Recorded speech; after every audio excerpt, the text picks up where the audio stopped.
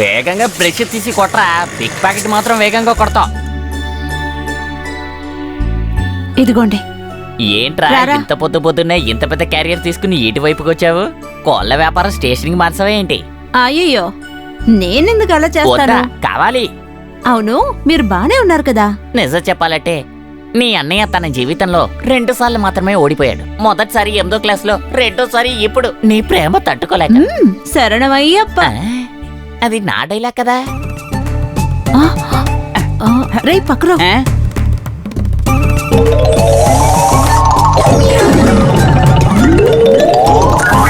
Public place లో cigarette కలిస్తే పోలీసులు పట్టుకుంటారు. మరి పోలీస్ స్టేషన్ లో కాలిస్తే పోలీసులు పట్టుకోరు. అందుకే అన్న ఇక్కడ కూర్చొని కాలుస్తున్నాడు. అదేమీ కాదు, వీడు సినిమా థియేటర్ లో కూర్చొని దమ్ము కొట్టేవాడే. సాయంకాలం వరకు ఇక్కడే కూర్చొని దమ్ము కొట్టమని ఎస్ఐ గారు చెప్పారు.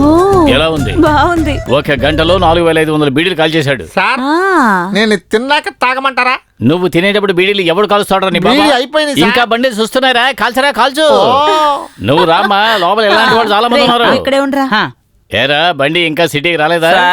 వీడు లేడీ సీట్ లో కూర్చుని మగతనం చూపించాడు, అందుకే ఈ శిక్ష. సులువుగా చెప్పాలంటే దేశం బాగుపడుతుందన్నమాట.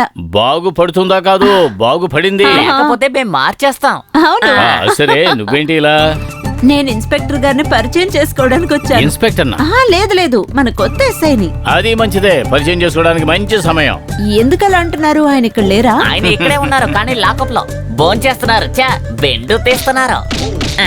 అయ్యో సార్, కొట్టొద్దు. చూసావా, భూమి దద్దరిల్లిపోతుంది.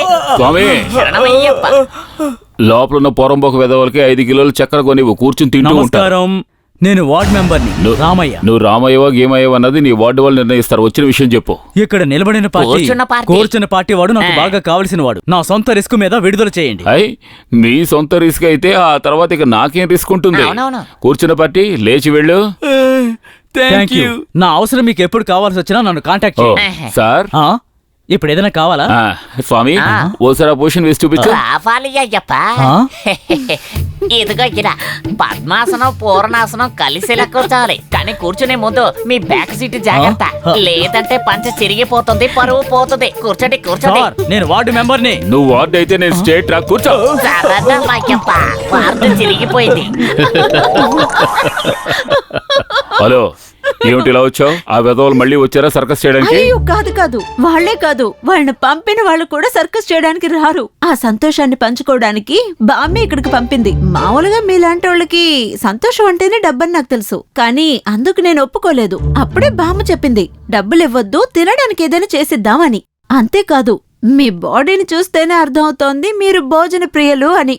అంతే కదా సామన్న? మనసా వాచా. తర్వాత ఈ చికెన్ తో కొన్ని ఐటమ్స్. రే బక్రో, అవన్నీ తీసుకురారా. అక్క తీసుకొస్తున్నాను.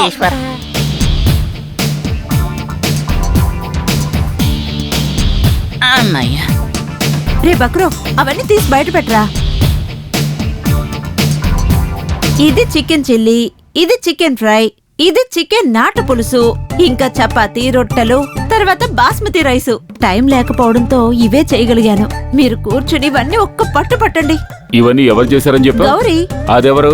అది నేనే. అయితే నేనే చేశానని చెప్తే సరిపోదా? వీటిని నువ్వు ఇంత కష్టపడి ఇంత దూరం తీసుకొచ్చినందువల్ల మర్యాదగా కాసేపు వెళ్ళి ఆ చైర్లో కూర్చో. వద్దు సార్, నేను ఇక్కడే నిలబడతాను. నేను చెప్తాను కదా, ముందు కూర్చో. లేవరా, నువ్వు నిలబడితే చాలు, నీ వయసు అంతే. వచ్చాడు, అందులోంచి ఒక్కొక్కటి తీసి నువ్వు టేస్ట్ చూడు. అయ్యో, ఇవన్నీ టేస్ట్ చేసే తీసుకొచ్చాను. అయినా పర్వాలేదు, టేస్ట్ చెయ్యి. ఎలా ఉంది? అద్భుతంగా బాగుంది కదా?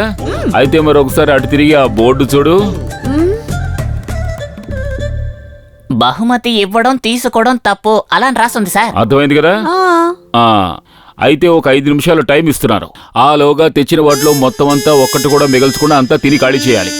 ఇదెలా ఉంది? ఇది బానే ఉంది. అయితే మొత్తం అంతా తినో, తగుదనమ్మంటూ వచ్చింది.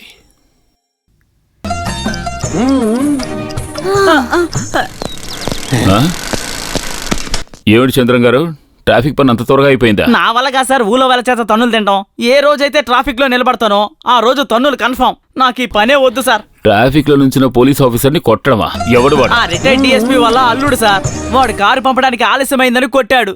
గొప్పింటి బిడ్డలైతే తన్నులు తిని తీరాల్సిందే. మళ్ళీ కొడితే ఏమవుతుంది? ఇప్పుడు ఎక్కడున్నాడు ఆ వెధవ?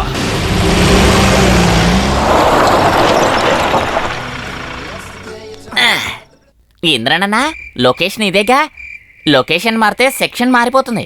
ఆ, స్వామి, శరణమయ్యప్ప.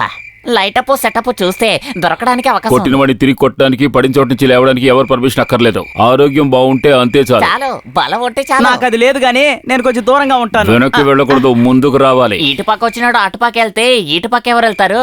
చికెన్ ఫ్రై వాసన అదిరిపోతోంది. ఈ గుంపులో మీ మీద చేయి చేసుకున్నవాడు ఎక్కడున్నాడో చెప్పండి. చూడండి, మీ బ్రాండే. అదిగో ఆ గ్రీన్ షర్ట్ వేసుకున్నవాడే సార్. అయితే మీరు ఇక్కడే ఉండండి. మేము వెళ్ళి పరిచయం చేసుకున్న తర్వాత పిలుస్తాను. స్వామి, శరణమయ్యప్ప. సారీ అల్లుడు గారు, మేము రావడం కొంచెం లేట్ అయింది. లేట్ అయిందా? ఇంతకు మీరెవరు? ఎవరని అడుగుతున్నారా? ఇది న్యాయంగా ఉందా? నేను మీకు ఎన్నోసార్లు చెప్పాను, బారు మార్చి తాగొచ్చు కానీ బ్రాండ్ మార్చి తాగకూడదు అని. రేయ్, నా బ్రాండ్ నిర్ణయించడానికి నువ్వెవరు? ఆ? వద్దొద్దు. ఈ టైంలో అసలు ఎందుకు గొడవ అంటున్నా?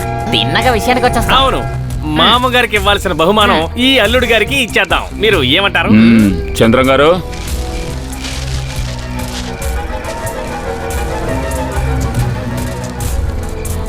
దేవుళ్ళందరినీ వేడుకుని మీరు అల్లుడు గారికి ఇవ్వాలనుకున్న బహుమతి ఇవ్వండి.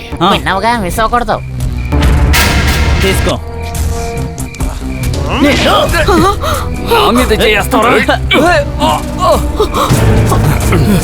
రే బోడలుడు, నీ మామగారు రిటైర్డ్ డిఎస్పీ. లంచాలు గించాలు పుచ్చుకుని బాగా సంపాదించి ఆ డబ్బుతో ఈ కూతురునిచ్చి కట్నం ఇచ్చాడు. దాంతో నీకు శరీరంలో అన్ని మూలల కొలెస్ట్రాల్ బాగా పెరిగిపోయింది. ఆ కొవ్వు కరగడం కోసం పోలీసుల మీద చేయి చేసుకున్నావంటే ఇక్కడ నువ్వు తాగిన మందు మొత్తం అందరి ముందు బయటికి కక్కేంత వరకు ఒంగో పెట్టి చావు కొట్టి బెడ్ తీస్తాను. ఇలా చూడరా, నీ చావు నువ్వే కొని తెచ్చుకోకో. అయ్యో వద్దు, వదిలేయండి, వద్దండి. కావాలి చెలాయ్, వీడికి నీకు తెలియకుండా కొవ్వు ఎక్కువైపోయింది. ఇప్పుడు అర్థమైందా? నువ్వు ట్రాఫిక్ జంక్షన్ లో ఆయన్ని కొట్టావు, దానికి బదులుగా ఆయన ఈ ఫంక్షన్ కు వచ్చి నిన్ను తిరిగి కొట్టాను. గొడవలో ఓడిపోతే అమ్మతో వచ్చి గొడవ పెట్టుకున్నట్టు ఇది ఏపీ పోలీసు కొత్త టెక్నిక్. జంక్షన్ లో తన్నులు తిన్నట్టు ఫంక్షన్ లో తిరిగి ఇచ్చేసాడు. అంతేగా, పదా వస్తానయ్యప్ప. ఆగండ్రా అక్కడే. ఎవడ్రా పిలిచిదే? డిఎస్పీ పరమేశ్వరన్ అల్లుడి మీద చేపట్టడానికి ఒక అబ్బకు పుట్టినోడు ఎవడన్నా ఉంటే ముందుకు రండ్రా.